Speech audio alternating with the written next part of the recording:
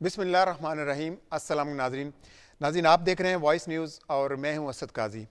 नाज़रीन, जैसा कि वॉइस न्यूज़ पाकिस्तान की आवाज़ है, तो रियल एस्टेट सेक्टर में अगर हम बात करें तो लोगों के साथ धोखा फ़रेब मुसलसल हो रहा है और हम जितने भी मुतासरीन होते हैं उनकी आवाज़ को बुलंद करते हैं। मेरे साथ इस वक्त आमर शहजाद साहब हैं, ये विक्टिम हैं रोशन सरेमको सिटी के।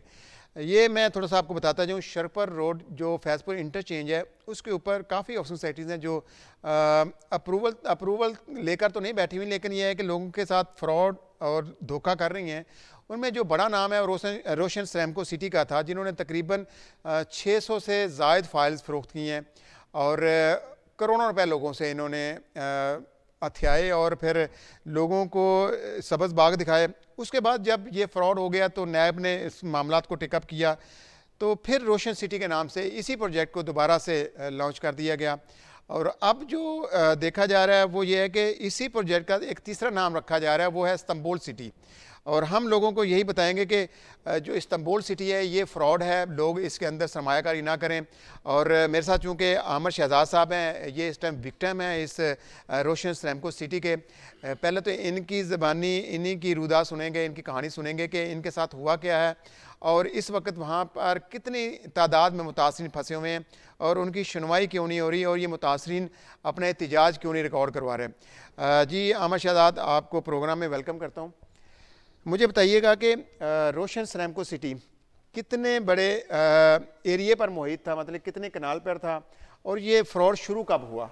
ये सर 2018 के अंदर इन्होंने 200 एकड़ का एक मैप बनाया, जिनके ना इनके पास कोई अप्रूवल थी, ना इन्होंने कोई अप्रूवल कोई डाली थी किसी अथॉरिटी को। उस टाइम एलडीए था। हाँ, उस टाइम एलडीए था। इन्होंने सर 2018 के अंदर ये 200 एकड़ का एक मैप बनाया और मैप बना के हमें बताया कि जी यहाँ पे ये रोशन सरेमको सिटी आ रही है, जिसके अंदर उसके ओनर्स भी सारे उनके साथ इन्वॉल्व थे, जिसमें चौधरी इजाज है किनका और एक रोशन है जिनके नाम पे लैंड है और मुख्तलिफ बंदे और हैं। ये तकरीबन कुछ 17-18 मालकान है। टोटल कितनी लैंड है ये टोटल सर 200 एकड़ है। ये तकरीबन बनती है सर 1600 कनाल। ठीक है, लैंड तो थी इनके पास? हाँ जी, लैंड थी इनके पास। इन्होंने बगैर अप्रूवल सारा कुछ, किसी भी महकमे से अप्रूवल लिए बगैर इन्होंने उसको लॉन्च किया। लॉन्च करने के बाद सर उन्होंने करोड़ों रुपया, वहाँ से तकरीबन कोई 80-85 करोड़ रुपया इन्होंने रोशन सरेमको सिटी के नाम से। ये पैसे किन लोगों से इकट्ठे किए इन्होंने और लोग कैसे इतना ब्लाइंड ट्रस्ट कर सकते हैं जब कोई मेन रास्ता नहीं है, कोई अप्रूवल नहीं है, तो कैसे लोग इनकी झांसी में आ जाते हैं? लेकिन सर ये इसके अंदर जो इनके एक सब्ज़ बाग दिखाए जाते हैं जो आम पब्लिक को, कि यहाँ पे हम फ्यूचर में ऐसे करेंगे और यहाँ पे बड़ा कुछ बनेगा, क्योंकि सर जो उसका नक्शा है वो अगर आप देखें और आपको ऐसे ही अंदाजा होगा जैसे आप किसी बड़ी लग्जरी सोसाइटी के अंदर आपका फ्यूचर जा रहा है। नहीं, लेकिन आप जो समझदार लोग हैं, आपको इस चीज़ का तो अंदाज़ा था ना कि ये मेन रोड से अंदर करके है, कोई मेन रास्ता नहीं है, तो ये टाउन इतना बड़ा कैसे बन सकता है? अप्रूवल ही पहले तो मुमकिन नहीं थी, क्योंकि उसके लिए एक मेन बुलीवर्ड चाहिए होता है। चलें, हम उस पर बाद में बात करेंगे। अब ये मुझे बताएं कि कितने तादाद में इस टाइम फैक्ट्रीज़ हैं जो इस टाइम फंसे हुए हैं और ये जो मेन ओनर है उसका कितना किरदार है इस फ्रॉड के अंदर? सर ये जो मेन जो ओनर है इसके अंदर वो चौधरी इजाज है, वो उसने अगर एग्रीमेंट किया है किसी पार्टी के साथ तो तभी तो उन्होंने आगे ये सारा इसका मैप बनाया और लोगों को बताया कि वहाँ पे जी हमने इसको एलडीए के अंदर प्रूफ करवाने के लिए वहाँ पे अप्रूवल डाल दी है और इंशाल्लाह ताला हमारी अप्रूवल आ रही है। उसी को देखते हुए लोगों ने वहाँ पे फाइलें खरीदी। आपको पता है 2018, 17 और 20 तक बहुत ज़्यादा काम था फाइलों का, कि काम चल रहे थे और उसी वजह से लोग वहाँ पे फंसे हैं। उसके बाद जब ये थोड़ा काम डिस्टर्ब हुआ है, लोगों को पता लगा कि हमारे साथ फ्रॉड हो गया है, उन्होंने सारा काम उधर रोक के और उधर फिर एक कुछ 6 साल 1.5 साल बाद एक नया प्रोजेक्ट रोशन सिटी के नाम से वहाँ पे शुरू कर दिया। अच्छा, दूसरा नाम किसने लेकर आया? पहला प्रोजेक्ट किसने बेचा जब रोशन सरेमको सिटी था, और जब रोशन सिटी बना तो फिर किसने फ्रॉड किया? सर पहले जो रोशन सरेमको सिटी था वो चौधरी इजाज और गुराया साहब थे, कोई फास्ट मार्केटिंग वाले, इन्होंने वो सारा काम किया था। और जो नेक्स्ट आया वो फिर चौधरी इजाज साहब माशाल्लाह खुद ही समझदार हो गए, उन्होंने नया प्रोजेक्ट रोशन उनको सिटी, समझ आ गई कि टाउन ऐसे बनाते हैं, टाउन ऐसे बनाते हैं, मैं खुद भी फ्रॉड करके देखता हूं। आप खुद उन्होंने फिर सर रोशन सिटी के नाम से इसको दोबारा बनाया, वहाँ पे वो पेपरों में बनाया, फिर कोई अप्रूवल नहीं, कोई चक्कर नहीं, कोई उसके अंदर किसी महकमे के अंदर उन्होंने कोई मामला नहीं किया और वहाँ पे फिर लोगों को 300-350 फाइल दे के, जिसमें हमारे नॉलेज में कि कोई 20-22 करोड़ रुपए फिर उन्होंने मार्केट से इकट्ठा कर लिया।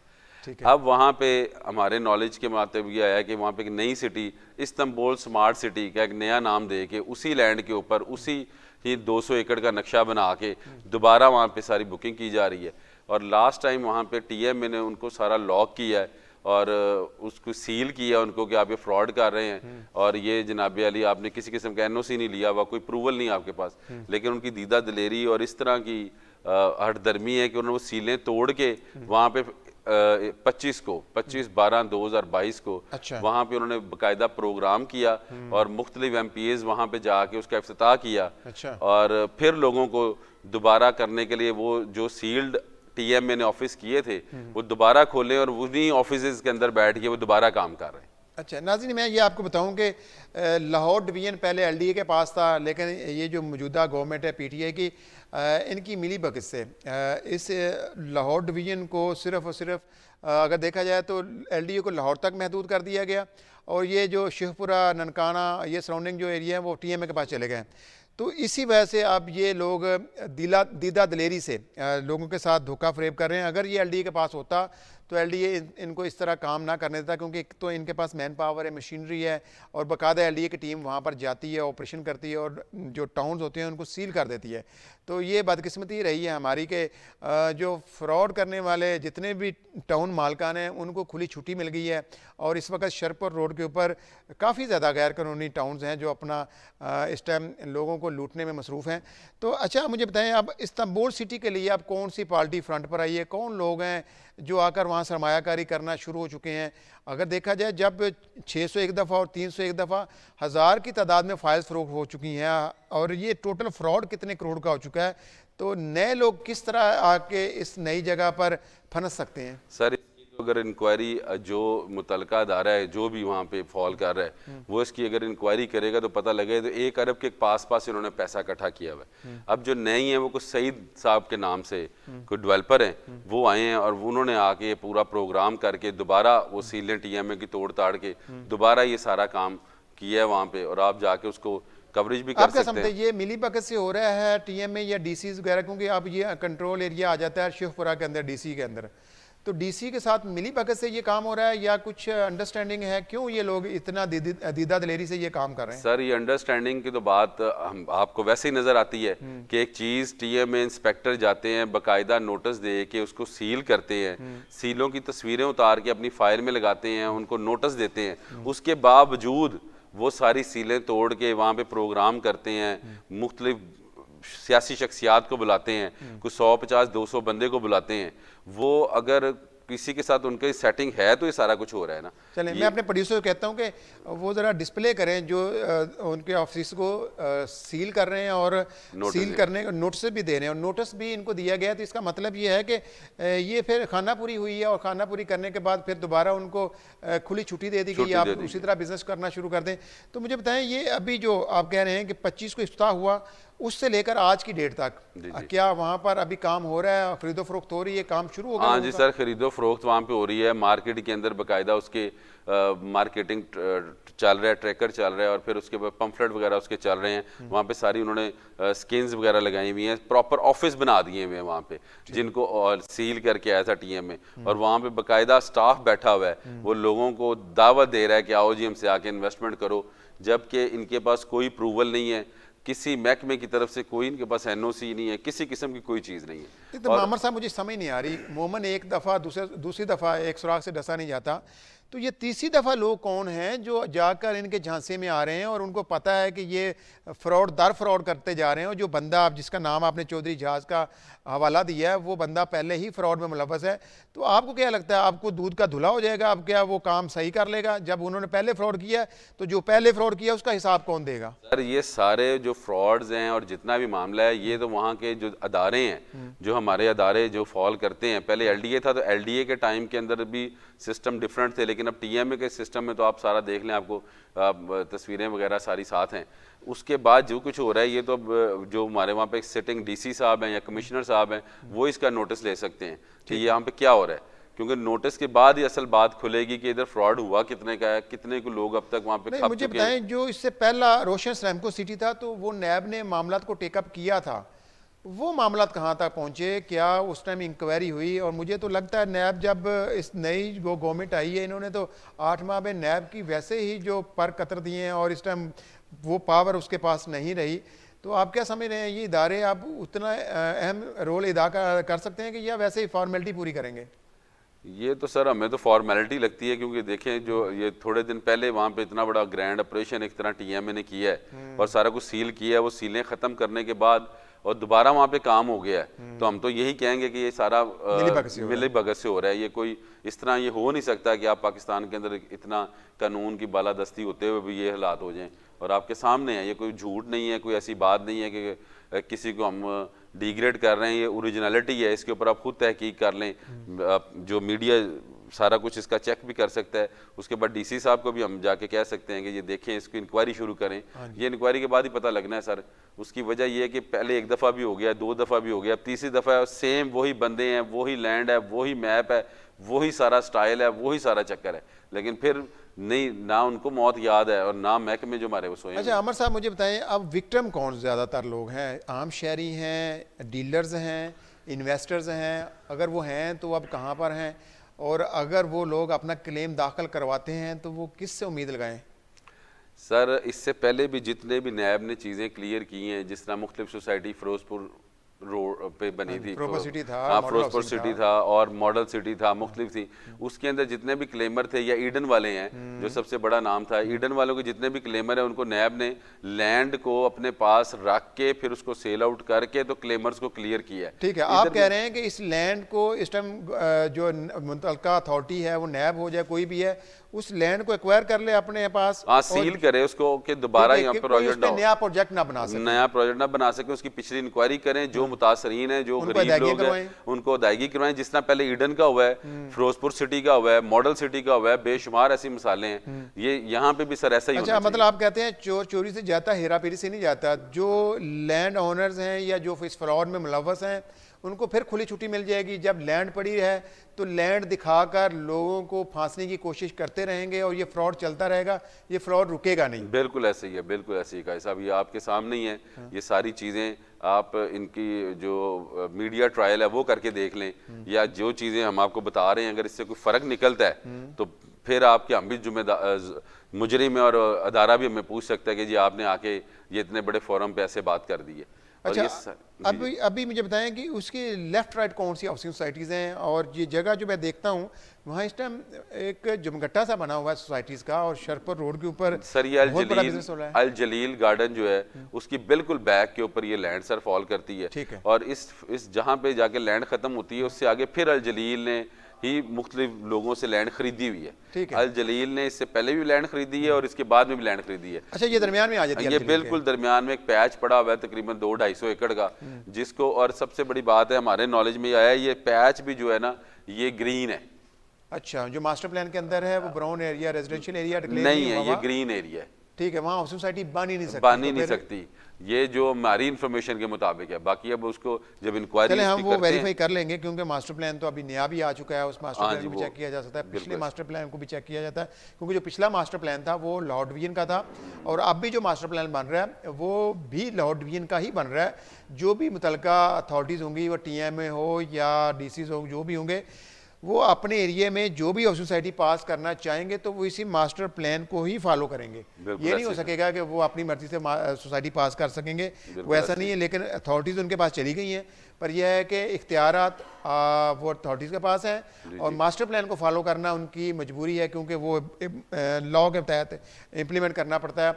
और इस टाइम भी अगर लॉर्ड वियन का मास्टर प्लान बन चुका है, CM ने साइन कर दिए हुए हैं, तो उनकी मजबूरी है कि उसी मास्टर प्लान को उन्होंने देखकर सोसाइटी पास करनी है। अच्छा अब आखिरी बात करें मुझे कि ये जो फ्रॉड जिनके साथ हुआ है, जी ये लोग इस वक्त कहाँ पर हैं और कितनी तादाद में हैं? इन लोगों ने आपसे रब्ता किया और रब्ता करके उन लोगों ने आपको बताया कि उनके साथ ये फ्रॉड किस टाइप में हुआ, क्या सबज बात दिखा कर उन्होंने फ्रॉड किया इनके साथ? सर ये ऐसा है कि तकरीबन कोई 600-700 फैमिलीज़ या 600-700 जो पर्सन बनते हैं जिनके पास ये फाइलें हैं और ये फाइलें लेके मुख्तलिफ जगह पे पहले जा चुके हैं, लेकिन मालिकों का हमेशा इनको यही रहता है कि जी हम डेवलप कर रहे हैं, हम ये कर रहे हैं, हम वो कर रहे हैं। अब लास्ट टाइम भी जब इनके साथ मीटिंग्स हमारी हुई हैं, इन्होंने कहा जी बस ये हम आइंदा इंशाल्लाह ताला डेवलपमेंट शुरू कर रहे हैं। अब वो डेवलपमेंट शुरू का झांसा दे के हम लोगों को उधर रखा हुआ है और एक नया प्रोजेक्ट लेके जो इस्तांबुल स्मार्ट सिटी है, इस्तांबुल सिटी के नाम से वहाँ पे मार्केट में ले हैं, जिसका इन्होंने मुख्तलिफ जगह पे ब्रोशियर भी इसके डिस्ट्रीब्यूट कर रहे हैं और ऑफिसेज भी बनाए हुए हैं और वो फिर नए नाम से लोगों को कह रहे हैं कि जाओ फंसो। इस्तांबुल सिटी के जो आप कह रहे हैं इंतजामिया, ये जो नए लोग आए हैं, इनको अंदाजा नहीं है कि अगर ये हम इस गंद में पड़ेंगे तो हमारा नाम भी खराब होगा, हम इस प्रोजेक्ट को कैसे सेव कर पाएंगे? सारे मामलात उनके इल्म में हैं और फिर भी वो जान के फंसना चाह रहे हैं। वो जान के फंसना चाह रहे हैं, फंसना नहीं चाह रहे, वो पहले मालकान से मिलके दोबारा दुनिया को लूटना चाह रहे हैं। उनका क्या जाना है, उन्होंने तो नए चेहरे के साथ, नए नाम के साथ, नए चेहरे और नए नाम के साथ लोगों को फिर वही फ्रॉड होगा। उसी तरह ही वो लोग अपने बेचारे जिन्होंने गरीबों ने पैसे जोड़े हैं वो इनको दे जाएंगे और उसके बाद आज और कल और परसों वही मामलात होगा। और उसी मामलात को हाईलाइट करते हुए और आपकी नजरसानी चाहते हुए आपके पास हाजिर हुए हैं कि आप सर इसका मीडिया ट्रायल भी करें, इसको चेक भी करें। जो लोगों के साथ पहले 2 बार हो चुका है वो तीसरी बार ना हो, क्योंकि आप अक्सर और बेशतर सोसाइटीज़ के ऊपर रोशनी डालते रहते हैं कि जी यहाँ पे देखें, यहाँ पे क्या हो रहा है और यहाँ पे क्या हो रहा है। अच्छा, ये जो 200 एकड़ है, जी सर, इस 200 एकड़ की मलकियत के दावेदार कौन लोग हैं? सर ये यहाँ पे इनके साथ सारा रिकॉर्ड कंप्यूटराइज्ड है। ये कुछ 22 से 23 बंदे हैं जो ओनर हैं और ये सारे एक ही फैमिली के हैं, आपस में ही सारे रिश्तेदार हैं और आपस में ये सारा काम करते हैं और मिली भगत से सारा कुछ करते हैं। इन्होंने चौधरी इजाज को ही एग्रीमेंट मुख्तलिफ सिस्टम के करके दिए हुए हैं। सारी पावर अटॉर्नी चौधरी इजाज को दी होगी पूरे रकबे की? हाँ जी, पूरे रकबे की सर पावर अटॉर्नीज हैं। कुछ उसके पास इन्होंने सर उसको मतलब मुआहदा माबैन फ्री कैन करके दिए हुए हैं। कुछ चीज़ें इन्होंने उसको करके ऐसी दी हुई हैं कि जो पार्टियां देख के कहती हैं कि यार चौधरी इजाज ही आ गया है। और चौधरी इजाज के फ्रंट होते हुए अब ये जो नया एग्रीमेंट या नया मामला चल रहा है ये भी सारा चौधरी इजाज और वहाँ के ओनर्स को सबको इल्म में ला के दोबारा इस्तांबुल स्मार्ट सिटी का उन्होंने इफ्तिताह किया है। जिस दिन ये 25 तारीख को इफ्तिताह हुआ है उसके अंदर तकरीबन 80% मालिक जो लैंड ओनर्स हैं वो सारे वहाँ पे मौजूद थे। इसका मतलब है कि उनके सारों के इल्म में है कि पहले हम 2 बार फ्रॉड कर चुके हैं, अब तीसरा फ्रॉड हम करने लगे हैं और हम उस फ्रॉड को करने के लिए राजी और अच्छा आमिर साहब, आखिर में आप बताएं जी, आप लोग इनके झांसे में कैसे आए? सर ये ऐसे है कि मैंने आपको आगे भी अर्ज़ की है कि जिस टाइम ये मैप बनाते हैं और एक मार्केटिंग कंपनी को हायर करते हैं और वो मार्केटिंग कंपनी आपको यही बताती है कि आपका जो मुस्तकबिल है ना वो बड़ा ज़बरदस्त है, जो आप बच्चों के लिए इन्वेस्टमेंट कर रहे हैं वो बड़ी अच्छी और पायदार इन्वेस्टमेंट है, सस्ती ज़मीन है और इसमें प्रॉफिट बहुत होगा, और प्रॉफिट होंगे बाद में, और हम इसको 3 साल के अंदर, आपको पता है सर जितने भी गरीब बंदे हैं वो इसी वजह से किस्तों वाला प्लॉट पसंद करते हैं कि चलो 3 साल में 4 साल में आहिस्ता आहिस्ता किस्तें दे के कमेटी सी डाल लेते हैं हम लोग और हमारा घर प्लॉट बन जाता है, हमारा घर या प्लॉट बन जाएगा। वो जब 2 साल या 2 साल गुजरते हैं उसके बाद पता लगता है कि ना हमारे पास कोई चीज़ है, वो एक रद्दी के कागज़ हमारे पास होते हैं जो फाइल तकरीबन 100 रुपए की तैयार होती है और उसके ऊपर हम 5-6 लाख रुपए जमा करा चुके होते हैं सोसाइटीज़ के ऑफिस में, और बाद में वो सोसाइटीज़ कहती हैं कि जी आप आज आ जाएँ, कल आ जाएँ, अभी ये प्रोजेक्ट हो रहा है, अभी ये हो रहा है, वो हो रहा है, और इधर भी सेम यही स्टोरी है। और इस स्टोरी को सर मीडिया ट्रायल करके देखें इसको नहीं जी बिल्कुल। हमारा चैनल जो वॉइस न्यूज़ है ये तो पाकिस्तान की आवाज़ है और ख़ास तौर पर उस मतवसत तबके की आवाज़ है जिनकी आवाज़ उन अवाने वाला तक नहीं पहुंच पाती, उन मुक़्तदर हलकों तक नहीं पहुंच पाती, और वो लोग फिर खुद से कुड़ते रहते हैं, उनके सामने कोई हल नज़र नहीं आ रहा होता और फिर बेचारे वो सर पकड़ के बैठ जाते हैं। बहरहाल मुझे यहाँ पर ब्रेक के लिए कहा जा रहा है, यहाँ पर नाज़रीन छोटी सी ब्रेक लेते हैं और मिलते हैं ब्रेक के बाद।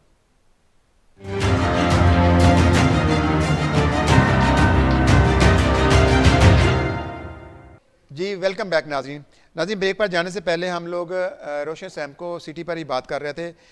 ये शरपर रोड के ऊपर सबसे बड़ा फ्रॉड है जिसमें लोगों को अभी तक लूटा जा रहा है, और पहले रोशन सैमको सिटी, फिर रोशन सिटी, फिर इस्तांबुल सिटी। तो ये फास्ट मार्केटिंग के नाम से सबसे पहले जिन लोगों ने फ्रॉड किया फिर वो चले गए, फिर इन लोगों ने ओमेगा रेजिडेंशियल भी बेचा फास्ट मार्केटिंग ने, फिर उसके साथ पार्क वैली है उसको भी मार्केटिंग करते रहे। तो अब जो हम बात कर रहे हैं वो है शरपर रोड के ऊपर। ये शरपर रोड जो है इसके ऊपर देखा जाए तो काफ़ी ज़्यादा अब हाउसिंग सोसाइटीज़ इस वक्त ख़रीदो फरोख्त कर रही हैं, फाइल्स फरोख्त कर रही हैं, प्लॉट फरोख्त कर रही हैं, अच्छी भी हैं, लोकेशनें भी ठीक है उनकी, लेकिन अप्रूवल्स नहीं हैं। जब से रूडा बना है, ये रूडा जो एक नई अथॉरिटी है,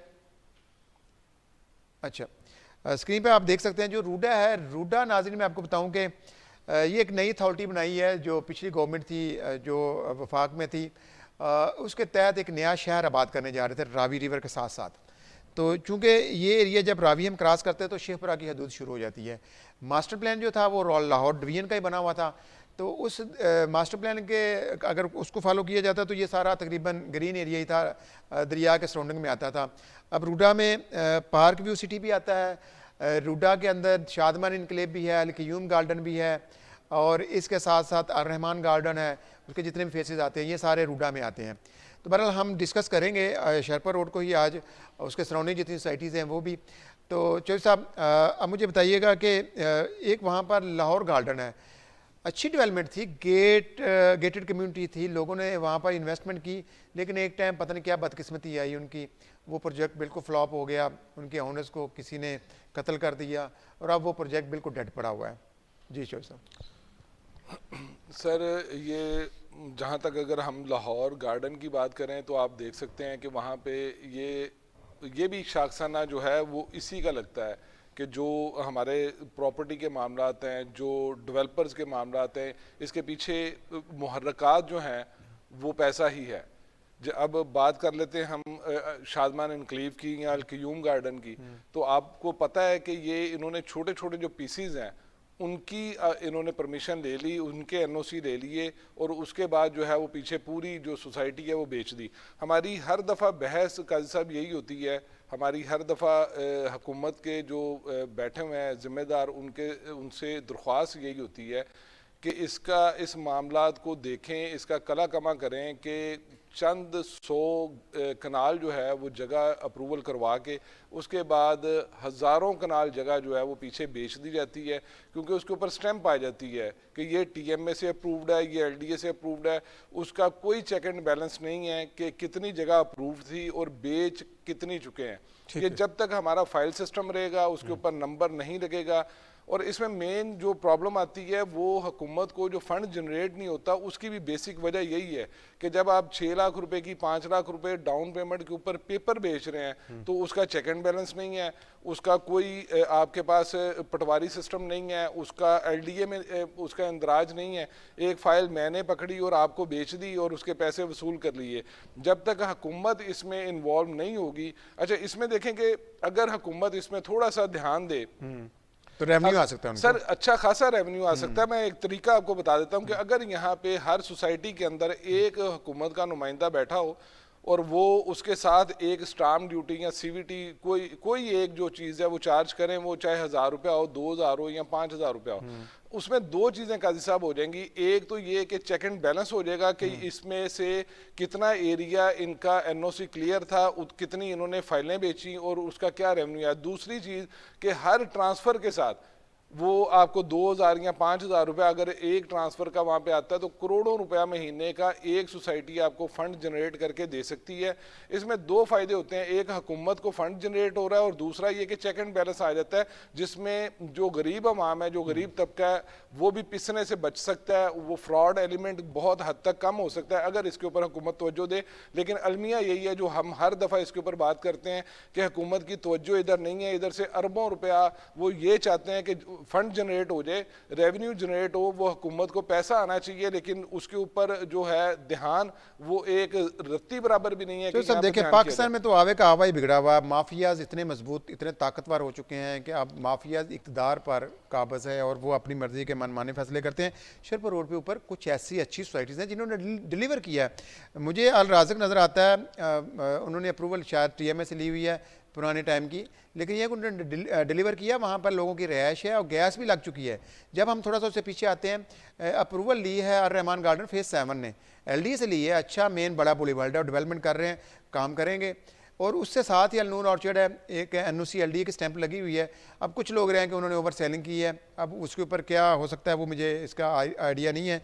अब इसी के साथ अगर हम थोड़ा सा पीछे जाते हैं तो अल जलील गार्डन शुरू में टीएमए से लेकर अप्रूवल बैठा हुआ है, फाइल्स कहते हैं बहुत ज़्यादा फ़रोख्त की हैं, लेकिन उन्होंने लैंड भी एक्वायर कर ली हुई है। सुनने में आ रहा है कि अगर नैब के मामलात होते भी हैं तो नैब कहती है कि आप हमें अपनी रजिस्ट्रियाँ और ज़मीन दिखा दें तो आप काम करें, आपको कोई पूछने वाला नहीं होगा। काजी साहब यही मसला है जो आपने बात पहले कर दी कि ये अदारे बिके हुए हैं। हमारे क्या होता था, शायद आपको याद हो कि हमने एक प्रोग्राम मैंने अपने दौर में आज से 7-8 साल पहले किया था, एंटी करप्शन में करप्शन, कि जो अदारे हैं वो भी करप्शन कर रहे हैं। अब आप नैब को देख लें कि उसके चीफ जस्टिस साहब के उनके बारे में रिमार्क्स क्या हैं। तो जब अदारे इस हद तक जो है वो ब्लंडर मारेंगे तो फिर आम आदमी का अल्लाह ही हाफिज है। ये खुद रास्ते बताते हैं कि आपने किस तरह कोई एक वो फ्रॉड करना किस तरह है और उस फ्रॉड में से निकलना किस तरह है। अब ये देखें कि ये लॉजिक समझ में आती है कि आप 10 अरब रुपए का फ्रॉड करें, नैब में चली जाए, प्ली बार्गेन करें, 3 अरब में 4 अरब में सेटलमेंट करें और बाहर आ जाए। दूध के धुले हुए आप बाहर आ जाते हैं, 6 अरब रुपए आपकी जेब में आ जाता है। अब मसले मसाइल यही हैं कि जब तक ये मामला हल नहीं होंगे, जो बंदा गलत है उसको सजा नहीं मिलेगी, जजा और सजा का सिस्टम नहीं चलेगा, तब तक ये फ्रॉड होते रहेंगे और हम बैठ के टीवी के ऊपर बस प्रोग्राम बातें कर सकते हैं। और सादा लॉ शहरी जो है वो लुटते रहेंगे। हम जो बात कर रहे थे ना रोशन सैमको सिटी की, 35 करोड़ की बजाय वो मुझे अहमद शहजाद साहब कह रहे हैं कि 1 अरब तक इस टाइम फरार जा चुका है। और ये देखें इसलिए हो रहा है कि वो किसी ने उनको पकड़ा ही नहीं है, किसी ने उनका हाथ ही नहीं रोका, कोई चेक एंड बैलेंस ही नहीं है, तो इस वजह से फ्रॉड होता जा रहा है, कोई रोक टोक नहीं है। और यही बदकिस्मती है कि वो कह रहे हैं कि इदारे के कुछ अफसरान ने आकर सील किया उनको, उसको दफातर को, लेकिन यह है कि उन्होंने खुद से उसको डीसील करके और फंक्शन कर दिया और कोई पूछने वाला नहीं है। काजी साहब इसकी बहुत सारी मिसालें हैं। ये फिरोजपुर रोड के ऊपर भी ये मामला होते रहे। एलडीए के डिपार्टमेंट के लोग आते हैं, वहाँ पे या तो सील करते हैं या डेमोलिश करते हैं और जहाँ पे उनका रेट तय हो जाता है वहीं से वो वापस गाड़ियाँ वापस मोड़ लेते हैं। ये जैसे अभी आप अल जलील या अल नूर ऑर्चर्ड की बात कर रहे थे, अब आप इनके जो क्लाइंट्स हैं अगर उनके व्यूज़ लेना चाहें तो आपको बड़ी अच्छी तरह से अंदाज़ा होगा कि पहले तो इन्होंने बेइंतहा फाइल बेची, अरबों रुपया इकट्ठा किया। अब प्रॉब्लम यह है कि एक तो वो फाइल को कंपनी नहीं खरीद रही, बायबैक नहीं कर रही कि अगर आप बेचने जाएं तो वो बिकती नहीं है, और एक उन्होंने एक बड़ा गंदा सिस्टम ये कर दिया है कि आप एक फाइल अगर मैंने परचेज किया और मैं आपको बेचना चाह रहा हूँ तो उसकी ट्रांसफ़र ही नहीं हो रही। उन्होंने ट्रांसफर बंद की हुई है। नहीं, मुझे बताएं जो अर्रहमान का फेज 7 है वो इस टाइम ट्रेड अच्छी कर रहा है, बिजनेस ठीक है, लोग इन्वेस्टमेंट कर रहे हैं, और अल नूर ऑर्चर्ड की जो फाइल है वो माइनस पे है। कितने से बुकिंग शुरू हुई थी, कितनी इंस्टॉलमेंट है उसकी? इसमें अल नूर ऑर्चर्ड में इन्होंने कमो बेश कोई 6 नए जो है उनके वो प्रोजेक्ट दे चुके हैं। अच्छा, उसी के अंदर? उसी के अंदर, ठीक है। उसमें डिफरेंट उनके रेट्स हैं और कोई भी एक भी उनकी फाइल, एक भी प्लॉट उनका ऑन पे नहीं है। वो सिर्फ बेची जा रहे हैं, बेची जा रहे हैं, सिर्फ बेची जा रहे हैं और दूसरा कोई काम नहीं है। वहाँ पे इवेंट ऑर्गेनाइज कर रहे हैं, टीवी पे कमर्शियल्स चल रहे हैं, वो करोड़ों रुपए लगा रहे हैं और अरबों रुपए कमा रहे हैं। और अभी ये खामोश है, नैब देख रहा है बड़े सुकून से। अब नैब कोशिश करेगा कि ये 10, 15, 20 अरब रुपए का फ्रॉड कर लें, उसके बाद इनको हाथ डालेंगे, उसके बाद इनके साथ प्ली बार्गेनिंग होगी और मामला ख़त्म हो जाएगा। हमारी लड़ाई यही है कि जब कोई नई सोसाइटी आती है वो वहाँ पे ऑफिसेज कैसे बन जाते हैं, वो फाइलें कैसे बेच लेते हैं, वो ब्रोशर्स कैसे दे लेते हैं, उनके टीवी के ऊपर इश्तिहार कैसे चल जाते हैं। तब आपको पता होगा काजी साहब के पिछले दिनों एक इश्तिहार दिया था एलडीए ने लाहौर स्मार्ट सिटी के खिलाफ कि जनाब ये जो सोसाइटी है इसका वो एलडीए से मंजूर शुदा नहीं है। और जब ये इश्तिहार दिया तब तक अरबों रुपए की ट्रांजैक्शन हो चुकी थी, अरबों खरबों रुपए का काम हो चुका था। लेकिन उन्होंने इस बिल्डी से फिर एनओसी भी लिया, तो अब तो वैसे भी उससे हदूद से निकल गए हैं। कैसा अब बहस ये है ना कि इनमें से दोनों में से कोई एक बंदा तो गलत है कि नहीं। ठीक है, या तो लाहौर स्मार्ट सिटी गलत है या एलडीए का अदारा गलत है। अगर अब मतलब कि ये तुक नहीं बनती ना कि एक सोसाइटी लॉन्च हुए 6 माह गुजर गए, अरबों रुपए की ट्रांजैक्शन हो गई, पूरा डीएचए पूरा लाहौर इस्लामाबाद जो है उसके साथ जुड़ गया। जब इतनी कम्युनिकेशन हो गई, अरबों रुपए की ट्रांजैक्शन हो गई, उसके बाद एलडीए ने एक वो थमा दिया कि जनाब ये सोसाइटी। मैं आपकी बात पे एग्री कर रहा हूँ कि एलडीए में अभी भी बेहतरी की बहुत जरूरत है, लेकिन आजकल मैं ये देख रहा हूँ जो सोसाइटी इस टाइम मार्केट कर रही है, थोड़ा सुने, जो मार्केट कर रही है ना उन सोसाइटी को ये एडवर्टाइजिंग नहीं करने दे रहे। एक बार कोड है, जो भी होल्डिंग लगती है, जो भी एडवर्टाइजिंग होती है, उसके नीचे एक बार कोड दे रहे हैं। उस बार कोड को अगर आप स्कैन करते हैं तो उनका लेआउट प्लान अप्रूव्ड जो है, मॉर्गेज डील और एनओसी जो पूरे का पूरा होता है, जो एलडीए देता है, वो स्क्रीन के ऊपर डिस्प्ले हो सकता है, तो नाज़रीन ये देख भी सकते हैं। लेकिन यह है कि कम से कम एलडीए की हद तक मैं ये देखता हूँ वो एक्टिव रहता है, बहरहाल वो ताकतवर लोग हैं, वो कहीं ना कोई अप्रोच कर लेते हैं। अब हम टीएमए की अभी बात कर रहे हैं कि टीएमए को एरिया कन्वर्ट कर दिया गया क्योंकि उनके पास कोई मैन पावर नहीं थी, कैपेबिलिटी नहीं थी, और फिर कोई उनके पास टेक्निकल सपोर्ट नहीं थी। फिर भी जानबूझकर उस एरिए को कन्वर्ट कर गया। शेखपुरे से शेरपुर रोड तक आने के लिए कोई भी अमला कम से कम घंटे का एक फासला तय करके आता है, तो वो कैसे निगरानी कर सकेगा, वो कैसे अमले का एक बंदा वहाँ बैठ कर ड्यूटी दे सकता है।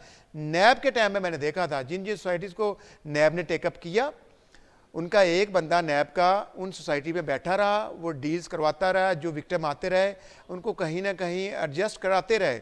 लेकिन जब ये गवर्नमेंट आई है, नई इम्पोर्टेड गवर्नमेंट जिसको मैं कहता हूँ, 8 माह में तो बर्बादी कर दी, हर तरह की हर इदारे को इन्होंने तबाह करके रख दिया है। कुछ सिस्टम बेहतरी की तरफ चल पड़ा था। बहरहाल अभी हम दोबारा शेरपुर रोड को ही डिस्कस करेंगे। तो उस रोड के ऊपर काम तो हो रहा है, तेज़ी से हो रहा है, लेकिन ये है कि साथ साथ फ्रॉड भी हो रहा है। नहीं, उसमें काजी साहब इसमें तो कोई दो राय नहीं है ना कि अभी जो लाहौर है वो एक्सपेंड हो रहा है, वो लाहौर की आबादी जो है वो बढ़ती जा रही है। इधर से कसूर तक जो है वो लाहौर को टच कर गया, इधर शेखपुरा, शरकपुर, ये सारे लाहौर को लेकिन टच एरिया वही बचता था। इसमें कोई दो राय नहीं है कि सोसाइटीज बननी चाहिए, लोगों की अप्रोच होनी चाहिए। जो लाहौर से बाहर लोग रहते हैं वो लाहौर में अगर रहना चाहते हैं, एक अच्छी अपॉर्चुनिटी कम सरमाए के साथ वो अगर अपना प्लॉट खरीदना चाह रहे हैं तो उनको मिलना चाहिए, लेकिन साथ साथ चेक एंड बैलेंस होना चाहिए। ये सोसाइटी, ये शरकपुर रोड जो है इसकी अप्रोच अच्छी है, उसको रिंग रोड लगता है, उसको मोटरवे की जो है वो एक्सेस है। ये सोसाइटीज बिलाशुबा बड़ी ज़बरदस्त जा रही हैं, लेकिन इसमें होता क्या है कि अभी ऑफ द रिकॉर्ड आपसे बात हो रही थी तो आप कह रहे थे कि एक सोसाइटी ने जो है वो एलडीए से अप्रूवल नहीं ली, लेकिन उन्होंने डिलीवर कर दी है। तो सर मामला डिलीवर करने का नहीं है, तो फिर तो ये देखें कि जो डिलीवर कर रहा है वो एलडीए उसको ऑटोमेटिकली जो है वो एनओसी दे दे कि इन्होंने डिलीवर किया है। सर मैं तो ये कहता हूँ आसानियां पैदा करें जी, ये तो हमारी भी ये बहस है कि हम सिर्फ ये सोसाइटी को 2 नंबर नहीं कहते कि इनलीगल बना रहे हैं, इनको बगैर एनओसी के वो काम नहीं करना चाहिए। इसमें हमारे अदारे जो हैं वो बिल्कुल मुलव्वस हैं। इनको ये करना चाहिए कि जो वहाँ पे अरबों रुपए का फंड जनरेट कर रहे हैं, इनको अपने साथ बिठाएं कि भाई आपको क्या क्या सहूलियत चाहिए। अगर आपकी सोसाइटी, आपका जो रकबा है, आपके मलकियत है, आपकी रजिस्ट्री आपके नाम पे, आप सोसाइटी काटना चाह रहे हैं, ये एरिया भी ब्राउन में आ रहा है, तो फिर प्रॉब्लम क्या है? फिर उनसे जो चार्जेस आपने वसूल करने हैं वो चार्जेस वसूल करें, उनको एनओसी दे। वो जो प्रोसीजर आपने 1.5 साल 2 साल का रखा हुआ है बगैर वजह के सिर्फ वो रिश्वत का रेट बनाने के लिए, तो वो उसको खत्म करें। जो सब बदकिस्मती है ये ना, हमारे 60 दिन पे लेके आए, ये हमारी बदकिस्मती है। मैंने देखा है हर डेवलपर अपनी उंगली के पीछे छुपने की कोशिश करता है। सभी का कहीं ना कहीं कोई कमजोरी है, केस उनका कमजोर होता है, लेकिन चूंकि वो कह रहा है मैं बच गया हूँ तो बाकी आप बच जाएं।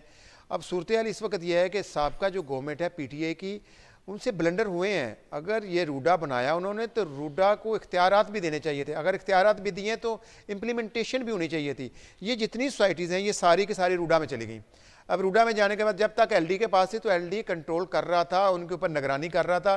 जैसे मैं आपको कहा थीम पार्क के पास पार्क व्यू जो अलीम खां की है, उसके पीछे आप जजाक सिटी की बात कर रहे हैं। इस तरह पूरे दरिया के ऊपर जो लेफ्ट राइट एरिया था वो सारे का सारा जो भी ऑफ सोसाइटीज थी वो रूडा के पास चला गया। एलडीए से निकला तो रूडा में चला गया। ये देखें ना, तो रूडा को चाहिए था कि उस एज ए अथॉरिटी या तो इनको एनओसी दे देती और इनको मर्ज कर लेती कि चलें जी हम भी शायद डेवलप करना चाह रहे हैं, आपने जो डेवलप किया वो हम आपको शामिल कर देते हैं और ये फीसेस भरे और आप रेगुलराइज हो जाए।